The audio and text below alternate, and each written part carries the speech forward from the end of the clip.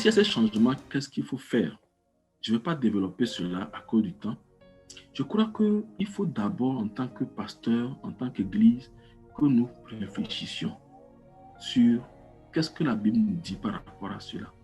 Si nous ne réfléchissons pas à cela et que nous nous lançons simplement dedans, nous allons nous buter au fait que notre démarche ne sera pas fondée sur une conviction. Et tout ce qui n'est pas une conviction est un péché, comme la parole de Dieu le dit. Nous l'avons déjà dit, nous devons adapter nos connaissances, nous devons adapter nos compétences, nous devons adapter nos pratiques. Et quand nous parlons d'adapter nos compétences, nos connaissances, nos pratiques, il y a une diversification de sources de recherche aujourd'hui. La connaissance même a changé et c'est une opportunité pour certains d'entre nous. On n'avait pas connu certaines choses, mais aujourd'hui, peut-être ces choses sont inutiles. Aujourd'hui, nous pouvons être en avance sur ceux qui avaient connu ces choses si nous embrassons les moyens d'apprendre de façon nouvelle. Et nous avons les applications qui nous aident à faire la formation au ministère. Tu peux apprendre à avoir une compétence du ministère au travers des applications ou simplement apprendre beaucoup de choses dont nous avons besoin pour la gestion de l'Église, pour la gestion de nos vies, également à travers des applications qui sont sur le numérique. D'autres personnes en ont déjà parlé. Dans Wins, ce que nous faisons, c'est que nous prenons certaines de ces applications et nous passons au travers de cela dans nos ateliers de façon pratique. Vous pouvez recevoir, il y en a des dizaines, toutes ne sont pas totalement adaptées. Vous pouvez les recevoir et savoir celles-là que nous avons choisies, les connaître, parce que nous avons choisi, parce que nous pensons que ce sont des applications qui, à la base, vous aideront à réussir ce que vous êtes en train de faire. Qu'est-ce que nous devons faire? Nous devons adopter les bons outils pour la bonne tâche. Il en existe. L'accès peut être un problème, mais la possibilité d'accéder est là. Il faut que nous soyons intentionnels dans le fait de rechercher l'accès à cela. J'ai parlé un peu de ce que Wins fait dans ce sens. Je ne vais pas m'attarder là-dessus.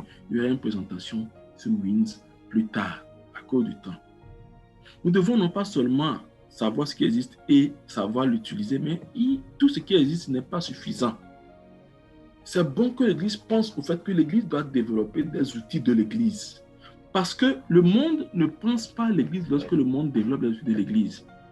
Hier, lorsque je faisais mon partage à l'Église, pendant que nous avions un moment de prière, et l'informaticien qui gère des réseaux a dit, en fait, les algorithmes qui existent aujourd'hui font que les contenus chrétiens ne sont pas facilement, on ne les voit pas vite. C'est-à-dire que c'est fait de sorte que ce ne sont pas des contenus auxquels les gens peuvent accéder facilement.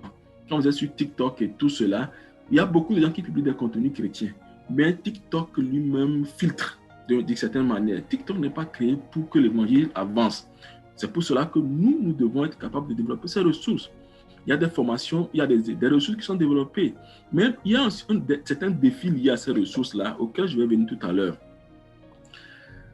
Qu'est-ce qu'il faut faire? Nous avons parlé de ces éléments que nous venons de parcourir.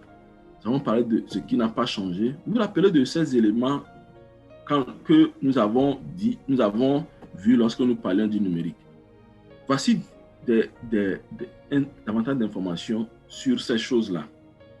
Quand nous parlons de la manière dont le travail est intégré, nous reconnaissons l'évolution de la révolution du numérique.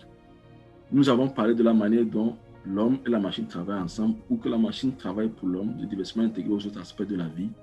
Et cela s'applique à tout ce que vous pouvez imaginer. Si aujourd'hui vous avez l'impression, si vous êtes cultivateur, vous avez l'impression que ça ne peut pas être numérisé. Non, même l'agriculture que vous pratiquez est numérisée.